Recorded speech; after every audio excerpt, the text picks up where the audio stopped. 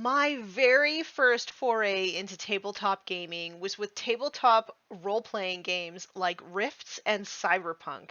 And now I want to return to those roots, in particular to become a game master. So, today on the show, my guest and I are going to discuss how you can get started in role playing games, how you can beat social anxiety to find a group to play with, and how to take your first steps to becoming a game master or dungeon master yourself. Stay tuned. My name is Tanya, otherwise known as the War Mistress. I've painted some minis, I've played some games, and I'm on a mission to be nice and roll dice. We're back for another episode of Be Nice and Roll Dice, and I am your host, Tanya, and today we're going to be talking about something a little bit different. We're going to be talking about Dungeons and Dragons and how to get started if you've never played D&D before. So, my guest today is Solar Grey. How are you doing? Hey, how's it going? I'm doing, honestly, I always love talking to you, so I'm doing good. I'm doing good. I know we have tried to put this one together once before, but for the first time in 5 years, my internet was down that day. So it's just great to finally have you here, talking to me about D&D. But for those people who may not know who you are and what it is that you do, why don't you tell the audience what it is that you do and why you love D&D so much? Okay, well, for those of you guys that don't know me or we haven't met, which is probably a lot because my internet following is not very big. I am Solar Grey, the Cinematic Sorcerer. You can find me over at twitch.tv/BID_P Monday through Friday at 3 p.m. Pacific time. I am a professional D&D player and a GM and a community outreach organizer for teaching games, specifically teaching games. Um, I how can I put this? I've been playing role-playing games and board games and things for over 35 years. Man, I feel old sometimes. That's a long time. I think. Um, And yeah, I first got started with role playing games when well, I have a really interesting life. Okay. I grew up in a very disenfranchised area. And in the early 90s, I got tired of the gang violence. So I ran away from home and I went to where all the white people lived. And I saw them doing all this cool stuff like sword fighting and putting on costumes and doing Renaissance fairs and reading comic books and sitting around tables playing pretend, rolling what I came to learn were dice, but where I came from, dice only came in one flavor, and that was six sides. And you normally got them from the liquor store. And I know about rolling dice because we had the boys on the corner that were doing that, and we had the religious people going, "No, no, no, no, no! You should never do that. That's the devil." And so with when my friend Bobby Boucher and I'm kidding, I didn't know Bobby Boucher, but we did have a lot of people like his mom around. So I'm hanging out with the punk rock kids in Hollywood and stuff, and they're rolling all these dice, and I'm like, they come in all those shapes and sizes, and they taught me how to play Dungeons and Dragons a little bit, and I knew it from the standpoint of Satanic Panic back in the early '80s, and I'm like, this doesn't seem all that evil. It seems like a bunch of people wearing leather jackets pretending to have pointy ears and fighting monsters. Last I checked, and I've read my Bible cover to cover, and they fought a lot of monsters. So I'm not quite seeing where the two don't line up. And I just fell in love with it because with the kids in my neighborhood, I had two friends on my block, just two. And I live across the street from a public park. And we spent, like, that's what we did after school. Back then, before, in the old days before the internet, it was all about knocking on your friend's door and seeing if they can come outside. It's like, hey, yeah, can Rob come outside? Can we come outside? And what would we do when we were outside? we burned that bridge when we got there. The important thing was getting outside. Mhm. And we would be in the park and we would be playing these elaborate games of pretend. I've come to know it later on as LARPing. but, Yes. um, but we didn't have the money for costumes and things like that. But still, we were warriors and dragons, and we were climbing trees, pretending that um, we were, getting into the castle to save the princess or to get the treasure. And I found that these people were doing it with creative writing and statistical analysis of mathematics. And I'm going, hold up. I know we don't have the best schools down here, but you guys do this math for fun? I thought I was the only one on earth that did that. Well, I know Yeah. I don't do math for fun. Oh, It's not my jam. oh, coming from a Warhammer player, I would say you do math. Measurements and statistics and rolling dice and counting very quickly. And I I still don't know how guess. to play Warhammer. And I've watched a lot of battle reports, and I'm like, okay, they have a defensive 8. How do they know they have to roll 4 in order to do damage? And what's this difference between a lethal one and a die? I don't. Yeah, and again, there's a lot of brain power going on. I suppose. So I feel like I play a little bit differently though because I have to like experience things. There are some people who can like look at a bunch of stats and be like, okay, statistically, this is what should happen if I have to roll these sets of dice. And mhm. I don't that doesn't compute. So I have to like take the actual unit and then go roll the dice and see what happens to And understand the variance between what is like what is likely and what can happen because you see, I'm glad you brought that up because that right there, what you just mentioned, is a key to being a new player in any game. Any mhm, game. It comes down to the way a person is more used to learning. Okay. mhm. And a different thing, because I use a lot of metaphors if you've watched my show, and I've seen you in the chat. Um, um, when a person is learning something new, a lot of people think they learn a certain way.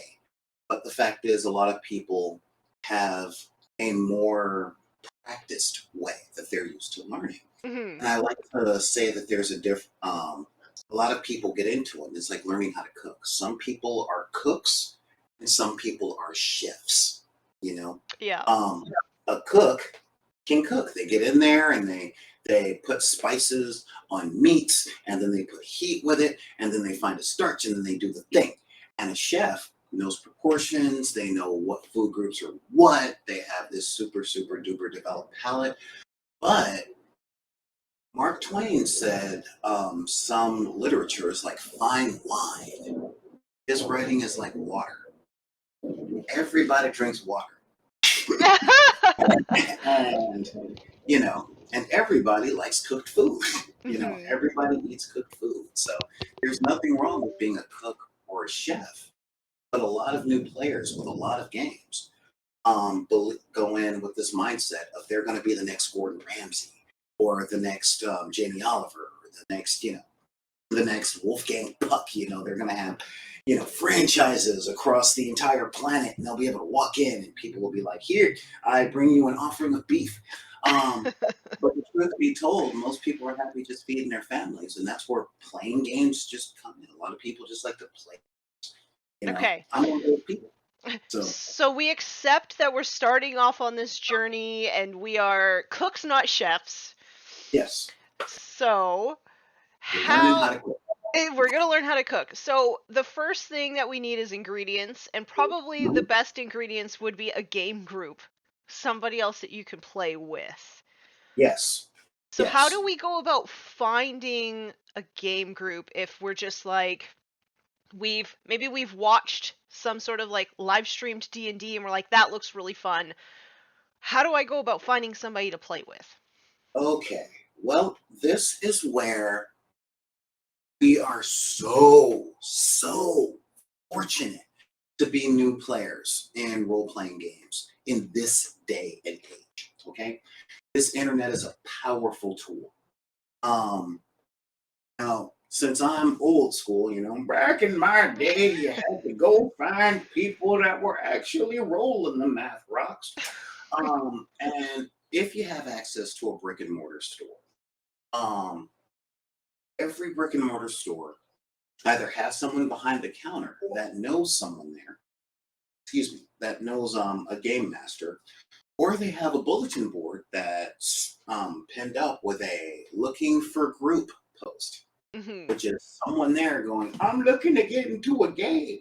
So you can either read those bulletin boards or put your name on one of those bulletin boards. Now, when I say that we're super lucky, you mentioned if people have watched someone play online or somewhere like that. There is a very high probability that they've seen Dungeons and Dragons Fifth Edition, and I wanna put something out there. Every single part of gaming or hobbying or whatever, they have the company that rules the hobby, and then they have everyone else. Uh, um, I met you through Warhammer 40K, and there are a plethora of tabletop miniatures games. A plethora, you know. I got into tabletop minis from War Machine from Privateer Press. A lot of people are getting into RPGs through Dungeons and Dragons, but there are just as many, if not more, role-playing games out there than there are tabletop miniatures games. But let's say you wanted to get into D&D. Well, Dungeons and Dragons 5th edition, when it was released, I think it's 7 years ago now, really, really focused on brand new players. And they created something called the Adventure League. And it was the most brilliant, brilliant thing that I've seen in all my years of gaming, which is the company that publishes Dungeons and Dragons, Wizards of the Coast, supports group play by essentially starting non-competitive organized play. So you can Interesting. go on to their website and say, okay, where is an adventure league near me? And the adventure league is specifically set for people that just want to go play. That's it. They just want to go play. Their rules, last I checked, because it's been a while, are really simple. You have your basic player's handbook plus one additional book to create your character. And then you can take that character, register it with the Adventure League, and play that game in any store on any store or any Adventure League on the planet. That's amazing. And then, yeah, that is. As soon as I found out about that, I melted. I'm Hmm. like, oh my god, it is a chance for me to make new friends. I can be out of town in a city because I travel a lot setting up gaming clubs and communities and stuff.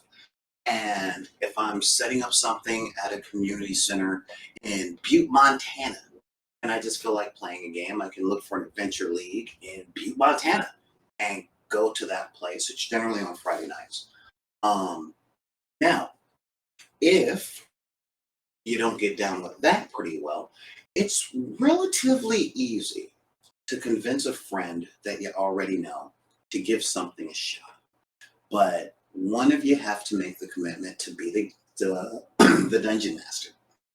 Um, this is a I talk hours about this on my show about not getting intimidated by that title. Most people are like, "Yes, I'm a dungeon master." I mean, I went through 12 years of public school and 4 years of university and 2 additional years of university to learn dungeon. No. First dungeon masters in Dungeons and Dragons when it first dropped in '74, they were 16. It's just when I teach the game, I make it when I teach any role playing game, I teach the huge concept, okay, which is one person writes an outline to a short story. Then their friends get together and they create characters for that story. And then you sit around a table and you pretend to go through that story. Caveat: the players are under absolutely no obligation to follow the plot that the author, you know, Hmm. and that's the fun of it. And that is the entirety of tabletop role playing. That's it. That is the essence of it right there. Um, I would say the most important thing to have is some sort of rule book. Okay. There is, if you're not going to get into Dungeons and Dragons because I don't know if hipsters are still a thing, but I don't play but there's Dungeons and Dragons. I play Morkborg. more for, hey, you know what? I'm a My hipster.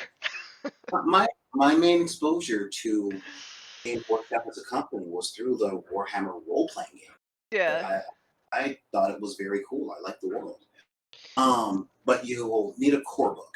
Mhm. You'll need the book that has the rules on how to create a character and how to play a little bit. And those books tend to run from $30 to $50 as a general thing.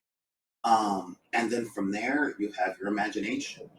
I talk with a lot of people who are fiscally disenfranchised. I let them know that that one book can be used for the next 30 years. I mean, that's value for money Yeah. right there, because honestly, the players are doing most of the work. So it's up to the players to come up with a new story or to make an outline from the last anime that they liked or the last movie that they liked. Yeah. But yeah, that's really a thing. That's a thing. So, okay, so you've either found a group through the game store or you've convinced one of your friends to play with you. Do Mhm. you have any like tips on how to make a character? And specifically, I wanted tips on how to make a character that kind of doesn't go, I guess, against the party. Do you know what I mean? Um, okay, you know what? Because, I get this question a lot, actually. yes. Um, that's a tough one because creating a character is it's always very specialized to the gaming system that you're Mhm. playing. Okay? When you're playing Dungeons and Dragons, I always say, um, years on the job, species, and career path. You Okay. know, um, a lot of people are like that seems really complicated. Talk to any D&D player, and they'll tell you about their fourth level elven fighter.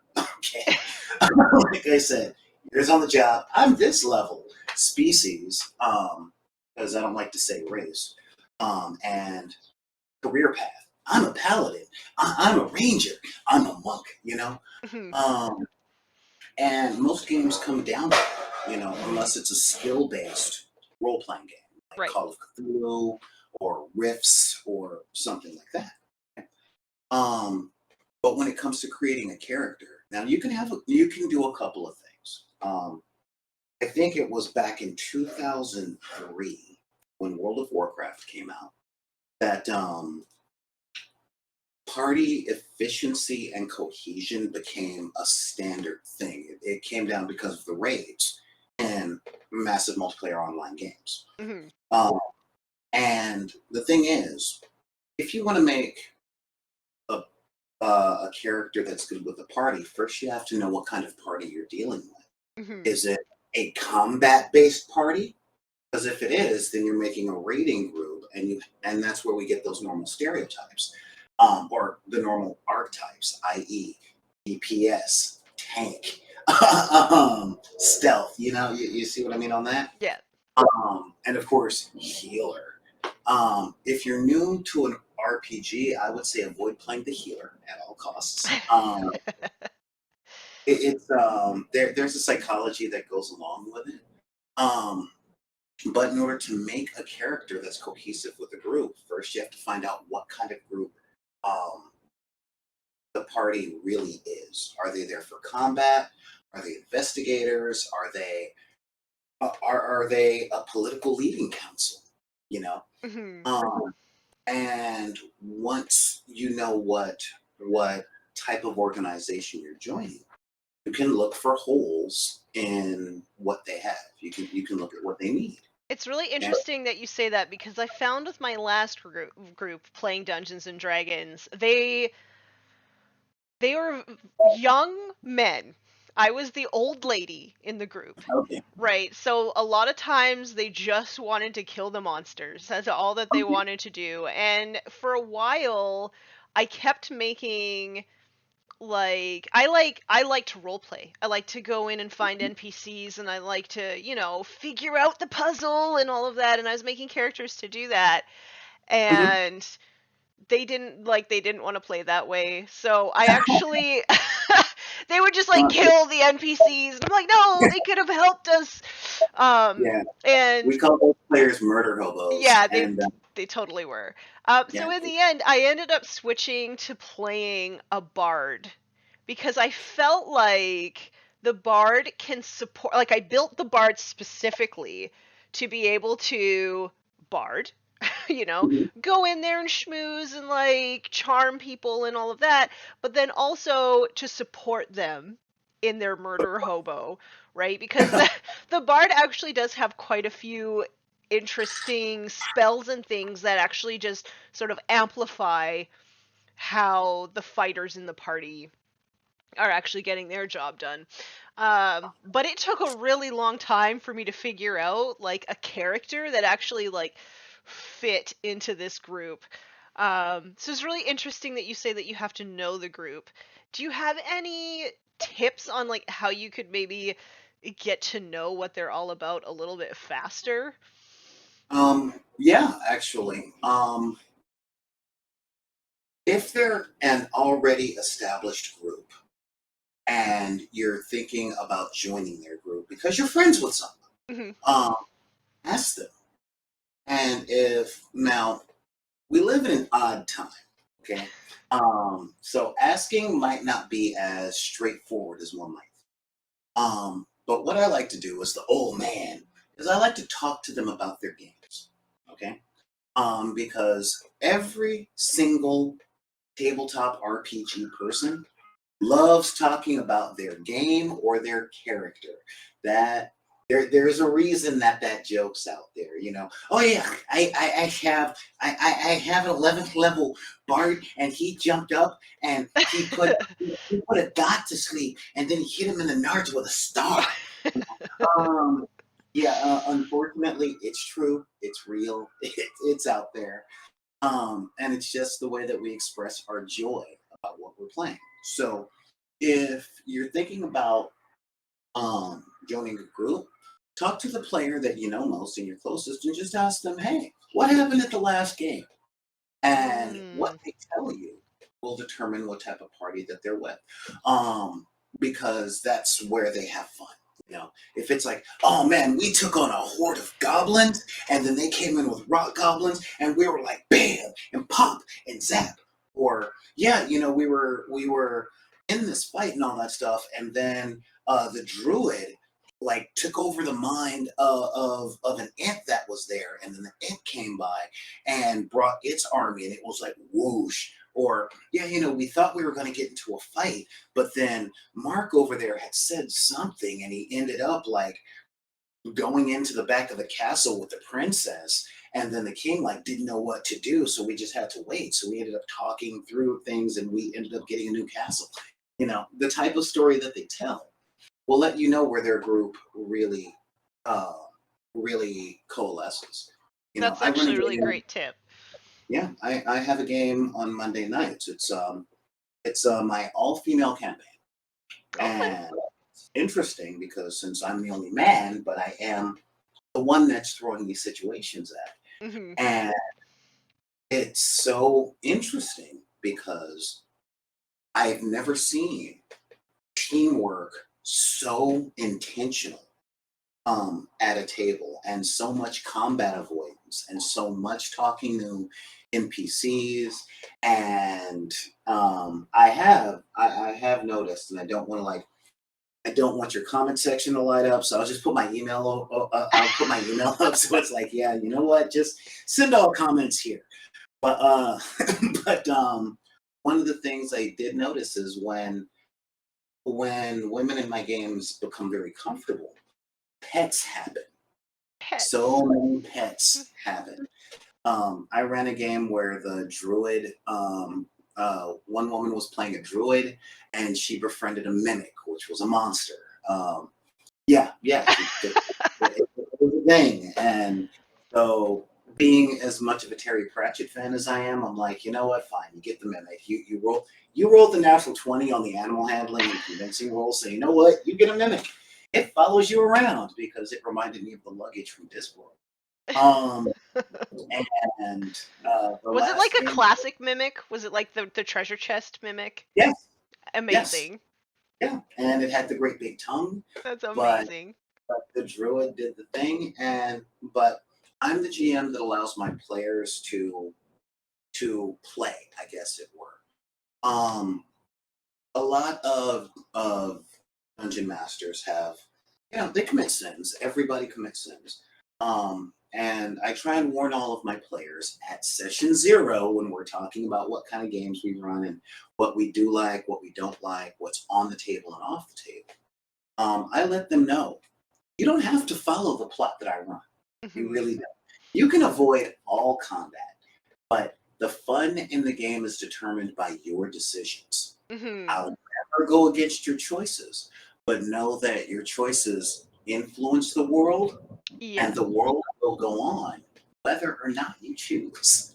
It's So, interesting that you bring up session 0 too, because I am getting ready to be I'm it's not D&D, so I will say the game master for okay, my murder hobo group, okay. and I really insist on having a session 0. And like you said, a session 0 is a session sort of before the game, where you all sit down and you sort of talk about your characters, their motivations, what you want out of the game, and all of that. And I'm gonna run it so that their characters can interact with one another, like in character, Oh, so that they can create relationships, because this is something that we've not really done when um, the other boys in the group were running the games. And this is something that I feel really strongly about. Like, maybe you have a friend, maybe you have an ally in the group, maybe you have an enemy in the group. Like, why don't we sit down and role play this out? And so they you're were, I am, yeah, okay. yeah. All right. What's in the Um, ranks? it's Morkborg, so it's very like dark and scary and bleak and apocalyptic, and it's just like I think it's funny because I have this kind of like bright, kind of sparkly personality, but like my inner soul loves all this like dark bleakness. So yeah, this is something that I feel really strongly about is a session 0. They are not so much into it, but too bad. um how do you feel about session 0? Honestly, I make it very clear that everything that we want to do is a large set of. It's a matter of building up a skill set. Okay, and building any skill set comes with the stuff that we don't like. All right. So it doesn't matter how I feel about a session 0. I know the importance of it, okay? Mhm. Because that is the time where all the players put everything on the table. What they want, what are deal breakers. That's the time to go over equipment that they have, especially if let's say, and I hate that term, but let's pretend for just a moment that you're running a hardcore simulation game where screw the rule of cool. If it's not on the sheet, your character doesn't have it. Mhm. Okay? Session 0 is when you count torches. Gotcha. It's when you make absolutely sure what equipment everyone has. Um, and to know that the player and to show the players exactly what's coming down the pipe. Okay? Mhm. Um, I play over 8 different role playing game systems. Okay, 8 different Like ones. regularly? No, no, no, Oh. no, not regularly. As regularly as I can, but games can be weekly, monthly, once every other month, that kind of thing. Mhm. Um, and I wasn't in a very clear session 0, and I found myself in one game where my character almost died in a fist fight in prison. And it was like, I didn't know that the world was so dark and so bleak that when I created a character that was an outlander, he was going to be arrested upon entering the shores of this country just for looking different. Hmm. And if I had known that at session 0, I wouldn't have done that. Right. Because I tend to be the only not middle class white guy at the table that I was at. Yeah. So I'm like, oh, so are you doing this because my character is an outland or Mm, because of other reasons? yeah. Because if I had known that my character would be looked at as an outsider and always under suspicion, I would have liked to have role played at all. I Yeah. played something that did not mirror my very traveling to the session. Um, and after he and I had it out for a minute, then he finally saw my point of view, and I was able to write up another character.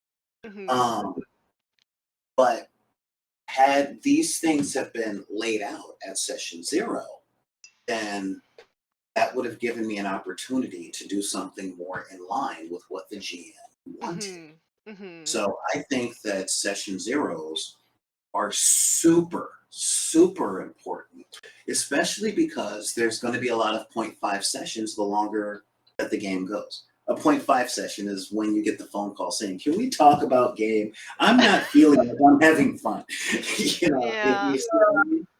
So yeah, it's that primer course. It's orientation at the new job or new school. I think it's really, really important. Hmm. Um, it's also a good idea and a good chance for the session 0 to happen for GMs to run their players through simulacrums. You know, give them like a combat scenario that's going to be the average type of combat scenario to let them know how bleak the world can be, if there are consequences for fighting, things like that. Hmm. That so that when the game officially starts, no one's in the dark. No Right. one is in the dark. You Right. know. And that's the other thing too. Like this particular rule set that we're playing is very killy. It can Mhm. be like it's supposed to feel like at any moment the world could end. That's how it's supposed to feel. Okay. And which is it's quite a different feel than most Dungeons and Dragons games that I have played. Mhm. So that is why I want to do the session 0. I want them, and like I even told them, I said, okay, you're making your main character, but you're also going to be making backup characters because I know how you play and you might need them, right? Like I don't want you just to have your character die or something and then you have to wait until the next session to actually play because you have to make a character. I want you to have one that's ready to go. We can get you back in there right away. um I mean, maybe I'm doing it because I also kind of want to scare them into like not so much murder hoboing, but I'm giving them that option. If they do want to do that, they could do that. Now that's treading on very shaky ground. Very Yeah, shaky. It's one thing if you want to show them another way yeah. to have, but this is to reflect on that first question. How do you find a group? Um, there is always a major possibility that a person isn't compatible with groups that are out there. Hmm. Um, I like you and I are on the exact same page. All right. I did a show recently about some archetypes of players, like player I think I archetypes. watched that one actually. I did it yesterday, so I Oh, didn't see the chat yesterday. okay, Um, okay, I expanded on it because I okay. revisit stuff because big spiral. It needed Listen to further explanation. yeah. And I myself am a cross between the actor archetype and the instigator archetype. I Okay. love role playing. I love role playing. Like love it, love it, love it. But I'm also an instigator, and instigators are the ones that go out and start trouble. They are the Pippins, the Tasselhoffs, the what is this thing? I don't know. I'm gonna lick it now. Oh my god, that caused a war. Oops, did I do that? Um, Primarily because I like to keep adventures going, and I have a gift where I can see the emotional fuel in people just start to go zzz, Mm-hmm. especially when boredom is starting. Yep. So when they're starting to get bored, like, oh God, they're doing that. And I'm like, hey, anybody want to buy some batteries? Didn't we just sell those to the guy? Yeah, I know. That's why I like science fiction stuff. Um, because that leaves really good spots for character development, for the party to do something, things Mhm. like that. Um, but a good amount of time, you'll find that a lot of groups believe that there is a way that they like playing, Mhm. and alterations from that um, cause discomfort, let's call it. Mhm. Now, my great grandmother used to tell me that there's no such thing as growth without pain. No such thing. And whenever you grow, it's going to hurt. Um, and a lot of people don't want those pains. Like they're happy doing what they're doing and they don't want to deviate. So it takes like interpersonal relationship training and things like that to see if they're willing to learn another way, if you can learn another way. Like sometimes it'll be compatible, sometimes it won't fit, sometimes it's peas and carrots. Who knows? But that takes a little time. Um, I always let new players know that the most important thing, the two most important things to go into any role playing system with is an open mind and a dogged determination to have fun. At all costs. Yeah, no matter the cost. I mean, seriously, because I teach a lot of new players, as I said, and a lot of people aren't determined to have fun. There are other things that get in the way. Their fear Mhm. of embarrassment, their fear of taking all the air out of the room, their fear that Social anxiety. yes, there's a lot. And within the hobby of role playing games and a lot of miniatures games and card collecting and things like that, it tends to be a magnet for people with social anxiety or post traumatic stress disorder or a plethora of other neurodivergencies. And those things always have to be kept in mind. You know, Mhm. there are a lot of people at my tables, that have post traumatic stress disorder because I run games for a lot of vets to help them through their stuff. Um, and a lot of people at my tables that are on the spectrum, on the autism spectrum. So it's a matter of like tuning and finding what works, finding what doesn't. But when they have a dog, when I can inspire their determination to have fun and break through that anxiety to find the laugh or the inspiration. Um, in one of the games, my all girl games, I had said something. I was playing the guard character, and it's like, well, we've got what you're looking for, but it'll come at a cost. And one of my players, her eyes bogged out, and then I had to follow it up. So I'd always planned on the guard like they were hunting wolves and Mhm. selling pets. So my guards were like, well, if you want all this stuff, you're going to have to sell us your hair, you know. Yeah. But that's not what my player heard. Right. And he was like, oh, yeah, yeah. Well, okay, I forgot about that, but that's okay. Follow it up with the next line. And the Mhm. player was like, okay. We're talking about shit in my head. Okay.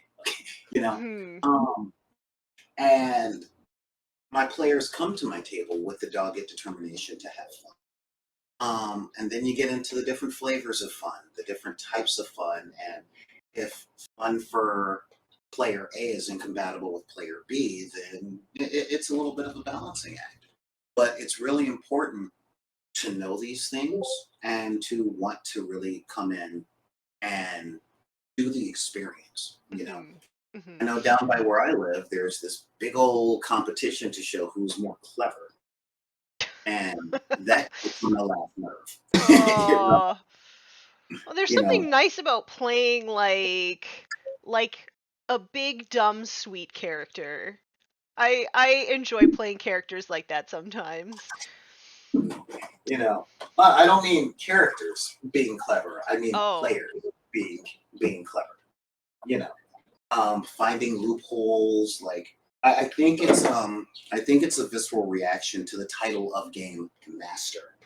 It's like, Oh, well, does if it I feel can like do it's a it, competition between them and you? there are a lot of players play that way. A lot of game masters play that way. And you and I have talked about my distaste for tournaments Hmm. because I'm not a competitive person, like at all. I'm Yeah. not like, I'm here to win. I'm like, yeah, no. And I try and let my players know if you win at a role playing game, then the game's over. Who wants Yeah. that? you Yeah. know, Yeah. um, I mean, there's winning the combats, of course. There's winning a few social encounters, but I where's my thing? I have a tool that I keep. This is a product, okay, from Wizards of the Coast, for Dungeons and Dragons. Okay. They released their monster manual as card decks. Okay, Oh, random draws? huh? Random Not just draws? I let my players know. Look, I tell the truth on my dice rolls. I want you guys to win. I don't know. It's fighting and all that stuff. And I'm like, let me show you what I could do if I really wanted to kill the party. Tarrasque. Each one of these cards is a monster by the book, right? Right. I'm like, left leg, body, right arm, left arm, first head, second head, third head. Ouch. This is That's gonna what you hurt. guys are fighting.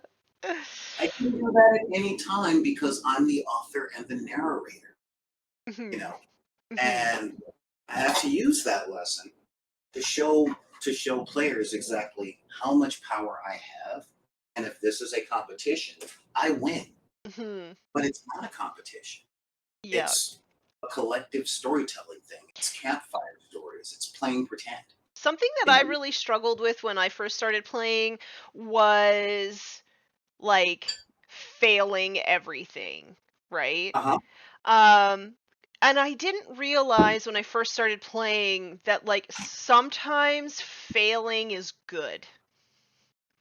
huh. I get that. Right? I Because get that. sometimes failing it might bring out more role playing for you, like, oh man, like I really failed trying to charm that guard and now he's really mad at me. Okay, well, let's see if I can save this, right? Yeah. It can also like drive the story forward.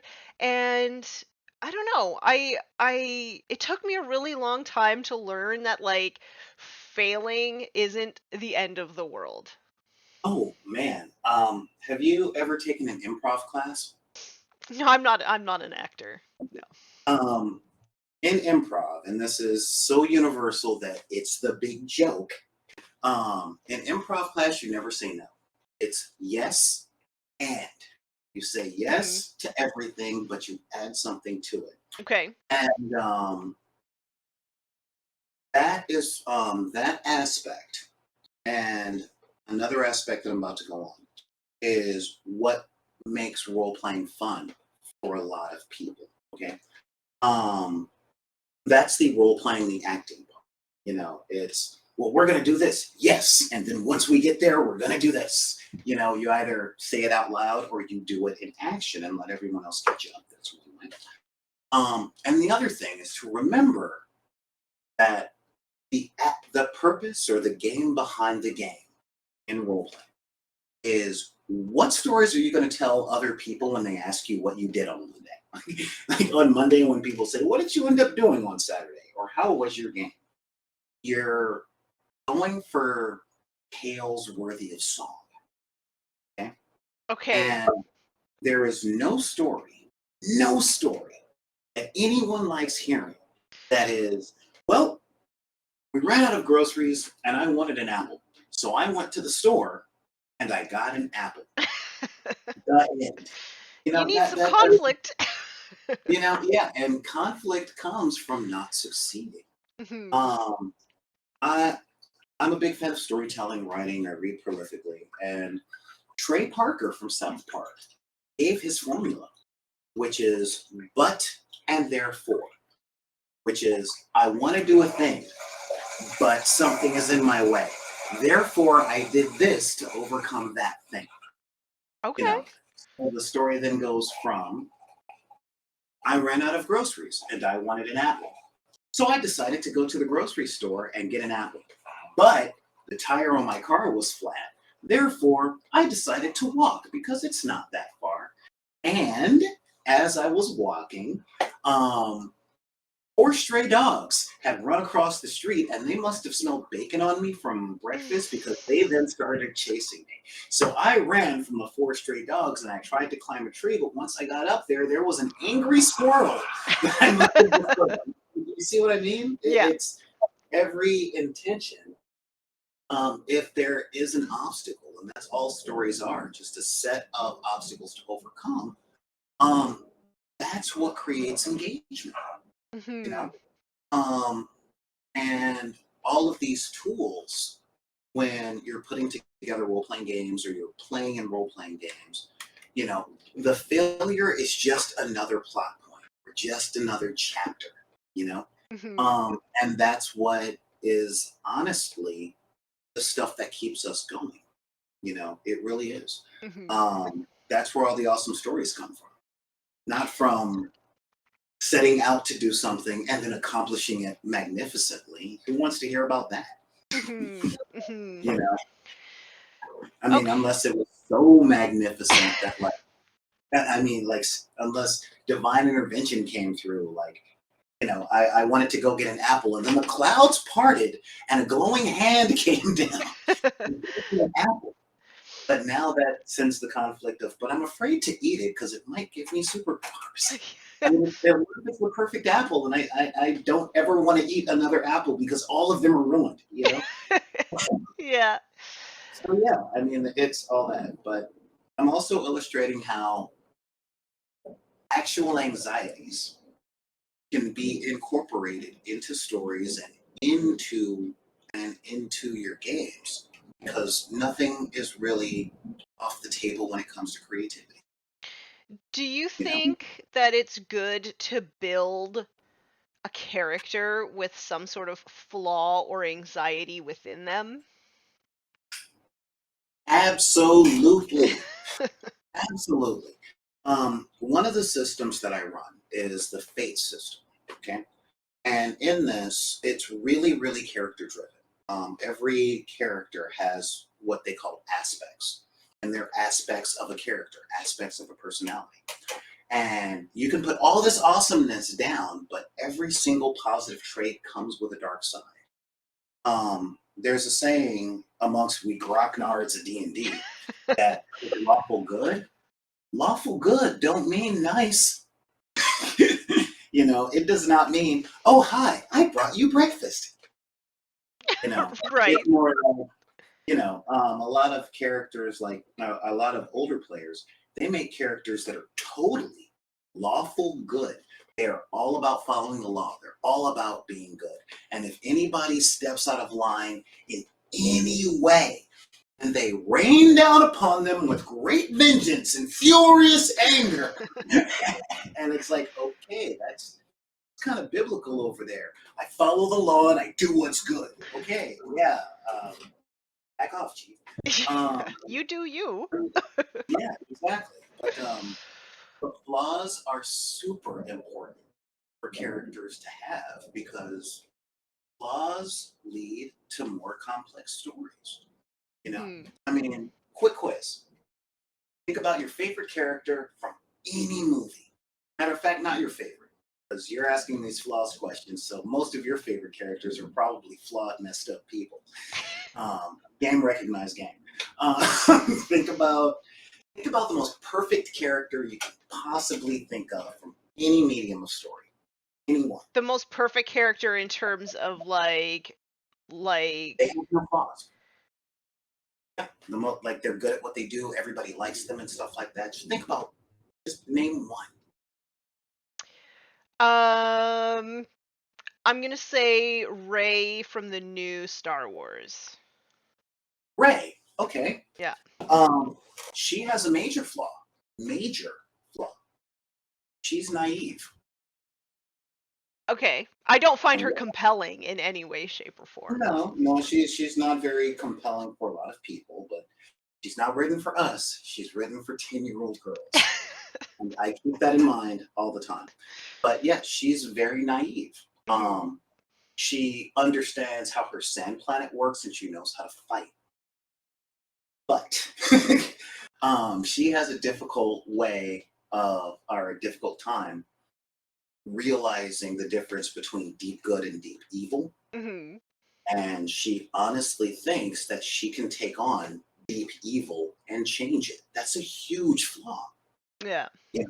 And if you've watched the most recent trilogy, you'll find that the most compelling points in any of her stories was her in conflict with, um, Adam Driver. Kylo Chunky Darth. Ren. Yes, yes. I called him Dollar Store Vader for the longest time. Um, where she's going, no, you can be good. Come with me. I'm made from gold. And he's like, you're such an idiot. Your parents were nobody. Okay, they were nobody.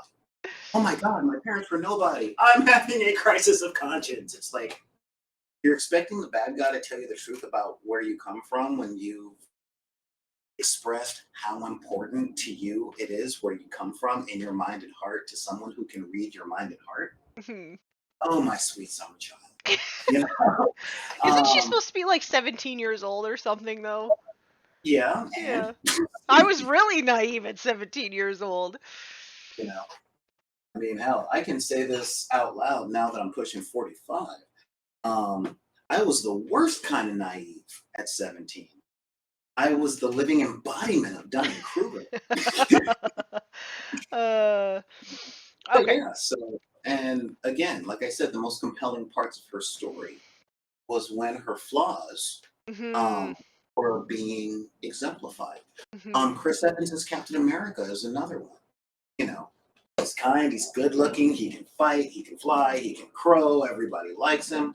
He's a dude out of time who's super duper lonely with a moral compass that's almost 100 years old and almost not relevant to the time he lives in at all.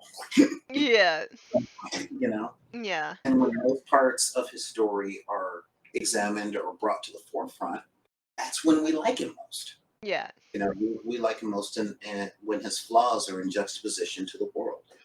Um, so yeah, I think it's important that every character has flaws. Mhm. And the good news to that is it doesn't matter what player you have, every character that's ever written will have flaws because people create them. And none of us are perfect. You know? So what you're saying is a player might create a character not putting flaws in it, but they'll create the flaws when they play them? Yeah, because Yeah. there's always a certain amount of ourselves that we can't leave out suddenly. I say Yeah. on my channel all the time, culture is what happens when you're not looking. Yeah. And so, yeah, I mean, the flaws might be in belief, flaws might be in behavior, but there is one there. There's Yeah. one there. And that can be exemplified on the table. Right. Okay, so last question before we close it out. No, I'm going to Um, ask two more I'm questions. already? Second to last question. Okay. What should a new player bring with them to go play Dungeons and Dragons? Physically, intellectually, or emotional? Whatever you think they need to bring to the table. Um, Number one, snacks. Okay. If you're playing in real life, snacks, that goes such a long way. Have you seen Ted Lasso on Apple TV? No. He does this great thing where he brings in, he's an American in Britain, and he brings biscuits to work for his $1 billion boss every day. Okay. Okay. The apple for the teacher goes a long way. Um, Second, extra pencils, okay? And extra dice if you have them. Mhm. If you don't have extra dice, your own rule book, okay? Because the GM will always have a rule book. But if one of the players has another one, oh my God, that makes things flow so much more smoothly. Mhm. Yeah. That's the physical stuff. Snacks, a pencil, extra dice, and a rule book of your own. Um, excuse me. If you're like me and you can only afford extra pencils, that's fine. Um, what to bring here is a willingness to have fun, and that willingness must be paired with willingness to adapt to what the game you're playing at that time is. Okay? If you fall in with murder hobos, what do murder hobos need? Sometimes they need another murder hobo. Sometimes they need someone to convince the city guards to let them in because of their reputation for being murder hobos. Sometimes they need a driver. The getaway van. Yes. Oh my God. I've run with a lot of murder hobo campaigns, and I love playing magic users. Okay, Mhm. I love it. So if my character survives long enough for a freaking warp gate or banishment spell, it's like, aha! Oh my God! Well, we can't take all these guards. It's okay. I banish us. But yeah, all right. We poof. We gone. Yeah. We gone. Okay, so let's get some of that stuff done. Sometimes the party might need someone that brings the food. You Mhm. know, I know it gets frustrating being the windy when you're around a bunch of lost boys. Um, but occasionally, every party needs something in one way. Mhm. And if a person comes to the table with the willingness to adapt to what's needed, then good times will be had. Mhm. Okay. And emotionally speaking, I would say the dogged determination to have more fun than one has anxiety. Okay? Um, again, I try and let all my players know not to worry about stuff. Mhm. But I'm a wacky GM. I'm not there for my players to be my hands in crafting something glorious. You know? I threw on a salesman named Rick Natsis at my last thing on Monday because he was a fast talker. I kind of hit him on the Music Man, Mhm. So he kept saying that which rhymes with T, which stands for trouble. And they're like, I don't know about this guy. And they're like, okay, strange salesman man who keeps saying he cuts his own throat with his prices. What's your name? And he's like, oh, my name, they call me Richard. Richard Notsus from the House of Notsus, you know. And they're like, did he just say that his name was not sus? No, my name is Notsus. Yeah. Um, And they were like, wow. And of course, they probed further. So he has a sister named Vera Lee. So, yeah. Yeah. So we've got not sus and Vera Lee and Vera Lee not sus. Um, and again, the players had fun with that. Right. When I start running horror elements into my game, I set the mood like all of the John Carpenter movies that I've studied, and a lot of my players are like, "No, no, no! I don't want. I don't want to. I try and run. I'm out of here. I'm out of here." But every time I do that, I think about what are they going to tell the people that talk to them about this game? What are they Yeah. going to take with them? And when I say dogged determination over anxiety, the methodology to that, the ingredients to this cook, um, is when I talk about this game in the future, what do I want to tell people? You know, Mhm. that's the whole thing. And I always tell people, anyone new to any of these hobbies, be it tabletop wargaming, board games, role playing games, joy and happiness are contagious.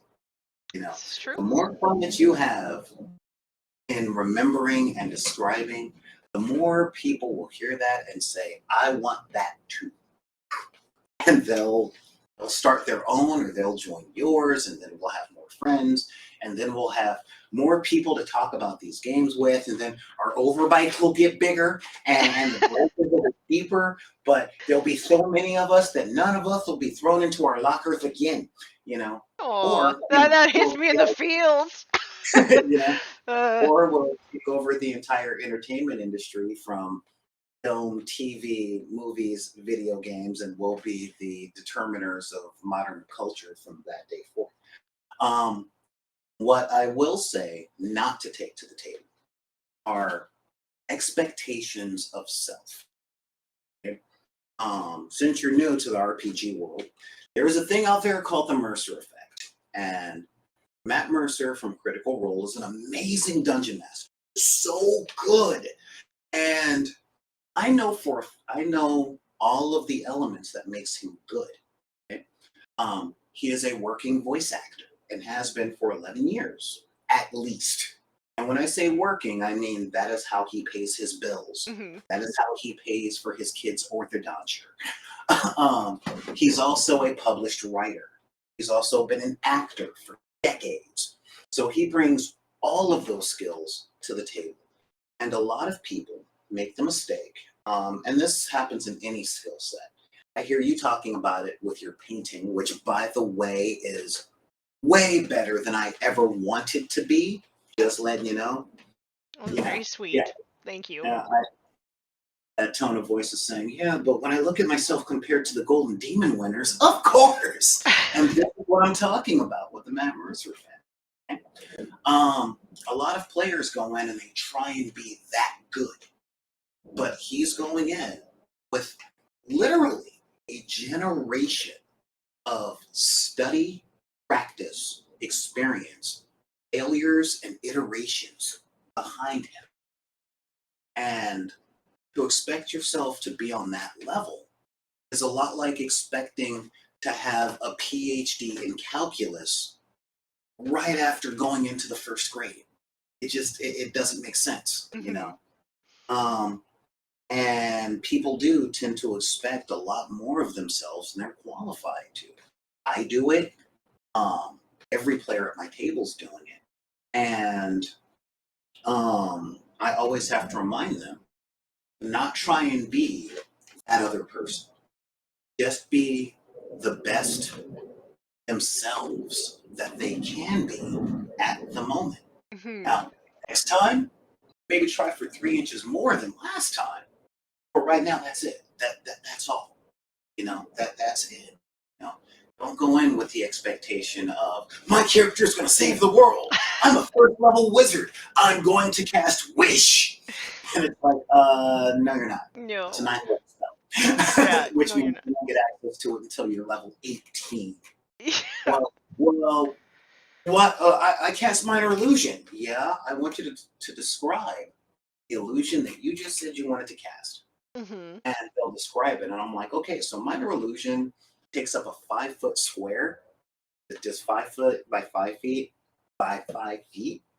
So we're talking 125 cubic foot square. Okay? That's your cube. And what you're looking to do is the equivalent of the entire special effects team from Industrial Light and Magic. That's not a That's not a minor minor illusion. illusion. Yeah. You'll get there. You'll get there. But you're not there yet. Yeah. And a lot of people set their hearts on things beyond their skill level. Oh, curses. Curses. Okay, yeah, sorry. All right. Yeah. Yeah, a lot of people will set themselves beyond what they can do. So if they don't go in with these super high expectations of what the game is supposed to be or what their character does at later levels, then they'll have a lot more fun. I like to Mm-hmm. equate it to when players do pastiches of their favorite pop culture characters. And I'm like, okay, you might have Superman in your head. This is a level 1 game, which means you're Clark from Smallville. Without Season any 1. powers. Yeah, season 1. Okay. Yeah. You're the red blue blur. You're not Superman, you know? Yeah. And you'll become Superman in time Yeah. and experience and when you learn more. But as you are right now, you're Tom Welling. And Tom Welling isn't bad to be. you know? Uh, So yeah. And so those are a lot of the things that I recommend for new players, new GMs. But I do hour-long lectures on this 5 days a week. So yeah. Okay, so last question. Yes. It's a fun one, I think. Okay. Do you have a favorite race and class? And if you do, why do you love them so much? Narrow it down. Give me a game. Dungeons and Dragons. Okay. In D&D, I do not have a favorite race. I do not have a favorite race. Um, I've played so many D&D characters over the years. My favorite class is Wizard. Yeah. Primarily, like not because I love magic, because in D&D at this point in 5th edition, everybody gets spell casting at one point or another. I'm not joking. Like Yeah. there's 3 subclasses and 1 feat that allows rogues, or just called thieves back in my day, to cast spells. So it's not the spell casting of the wizard specifically, but they start with the lowest amount of hit points, and they require the most creativity. Excuse me. In early game. Okay, back in 2nd edition, they got 1d4 hit points. That's it. Oof. They could cast 1 spell in a day. They had cantrips, and they could not wear armor. They didn't have very high strength. Couldn't So wear armor at all. Nothing. no, if they put on armor, they wouldn't be able to cast spells. So and the first level spells not great. All right, so I mean that. I mean they had maybe Ray of Enfeeblement, which reduced the stats by like 3, but that's all they could do in a day. Yeah. One day, it literally was, I cast a spell. I gotta sleep right now. You know, all right, I did my thing. I'm going to bed. You Yeah. know, but their power escalated. So if a wizard could survive to level 10, oh my god. You better watch out. Yeah, exactly. So, and I grew up in the 80s, so it's like we had these commercials where they had like a young person talking to like a really good looking post adolescent. Yeah. And they're like, you're ignoring me now, but I'm drinking milk, you know? Uh, so my And favorite Dungeons and Dragons class, I also just tend to play humans. mhm, I humans don't are know great. why. Hmm? Humans are honestly great. They're the Hmm. closest thing I have to a favorite class. Yeah. And I much prefer to play druids because I feel like they are like because I consider myself like a jack of all trades, master of none, and I feel like to me that's what a druid is. Like Hmm. a druid can fight, they can cast, they can schmooze sometimes, but they don't do any of it particularly well, but they can do all of it, and I think that's why they're like a little Swiss Army knife character. You sound a lot more like a bard, actually. Bars are my second favorite class. They're my girl's number 1 favorite because she loves to perform. She Yeah. sells up yes. Now I can tell you the thing I never allow at my table. Oh, okay. Yeah. Yeah, I was actually at a game store, kind of overlooking one of the programs I set up, and I ran into some grognards, and I told them, the thing I don't allow at my table in Dungeons and Dragons 5th edition are halfling divination wizards with the lucky feat. Okay. Now, this is all Munchkin skill stacking stuff, Okay. but every role playing game has terrible consequences for the worst roll that you can roll. Okay, you can Right. botch and bad things will happen. Right. Well, halflings have an innate ability to avoid all botches. Okay, Okay. that's one of their mechanics just out of the box. Divination wizards at level 1 can roll 2 20-sided dice in the morning, record the results of those rolls, and then at any time during the day, it can tell the GM where those numbers go, either on one of their rolls or an enemy roll. Oof. Okay. Okay. Later on, they get the ability um, to expand that to rolls of their party. Okay. Oof. Um, And later on, they get the ability to expand their "we don't horribly fail" ability to their party. And there's a feat called luck, which says, when you botch, try again. So Ooh. a No, because halfling, then you won't fail. exactly. I'm like, so essentially, when someone says, "I want to play a halfling divination wizard, can I have the lucky feat?" I'm like, "Are you Somalian?" Because all I'm hearing right now is like, "Look at me, look at me, I'm look at me. tempted now. I am the game master. This is my game. Yeah. I'm the halfling divination wizard. This is my game."